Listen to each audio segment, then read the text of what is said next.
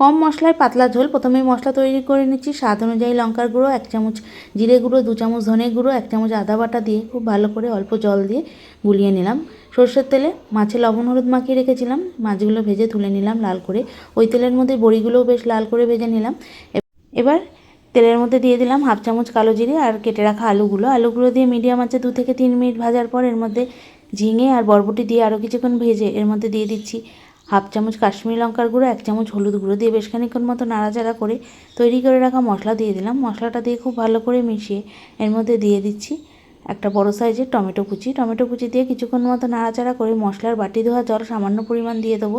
তার আগে দিয়ে দিচ্ছি স্বাদ অনুযায়ী লবণটা দিয়ে বেশ খানিকক্ষণ মতো নাড়াচাড়া করে জলটা দিয়ে দিলাম। এবার মিডিয়াম আঁচে কিছুক্ষণ মতো মশলাটা কষিয়ে নিচ্ছি। আস্তে আস্তে মশলাটা কষানো হয়ে গেছে। এবার পরিমাণ অনুযায়ী জল দিয়ে দিলাম। জলটা দিয়ে এর মধ্যে দিয়ে দেবো 4-5টা কাঁচা লঙ্কা আর ভেজে রাখা বড়িগুলো দিয়ে কিছুক্ষণ মতো ফুটিয়ে গ্যাস সিম করে ঢাকনা দিয়ে ঢেকে 5 থেকে 7 মিনিট মতো রান্না করলাম।